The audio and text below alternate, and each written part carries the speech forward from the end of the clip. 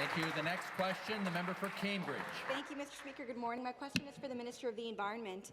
This government called Ontario's cap-and-trade scheme a job-killing carbon tax. His predecessor, the Minister of Finance, said the government was opposed to any kind of carbon tax.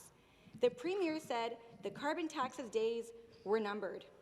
But last week, they reached a deal with the federal Trudeau government to put in an industrial carbon tax that is just like cap-and-trade. A deputy minister to Alberta Premier Jason Kenney previously referred to this government's carbon tax scheme as being exactly the same as the federal plan. Can the minister explain why they promised to scrap the carbon tax when all they did was replace one carbon tax with another? The Government House Leader to reply on behalf of the government. Thank you very much, Mr. Speaker. Mr. Speaker, the member will know that the government actually moved forward very quickly with a Made in Ontario plan to continue to cut emissions. Ontario has always been a leader when it comes to environmental protection, Mr. Speaker. This is something that we started, frankly, in a nonpartisan way back in the 1970s under before the premiership of Bill Davis.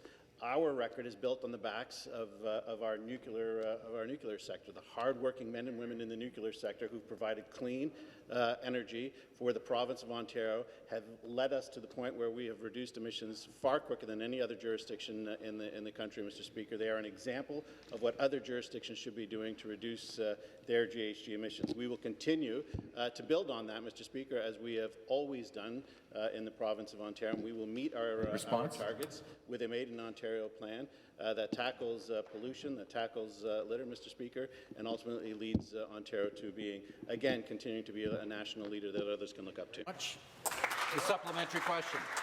Thank you, Mr. Speaker. Let me just be clear. This government didn't scrap. They replaced one carbon tax with another. They received the blessing of the Trudeau government. They blew their opportunity at the Ontario Court of Appeal to stop a carbon tax on fuel. And today, as a result of this amateur policy setting, Ontario taxpayers are now paying two carbon taxes, a carbon tax on fuel, another by this provincial government on consumer goods.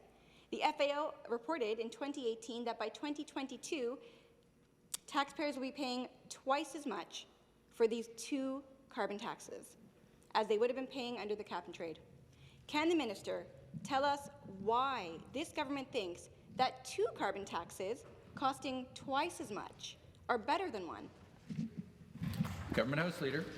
It is true. The federal government has forced a carbon tax on the people of not only the people of Canada, but the people of Ontario. We have done our part, Mr. Speaker.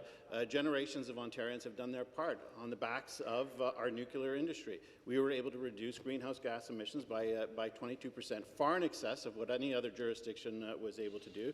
We should all be proud of that.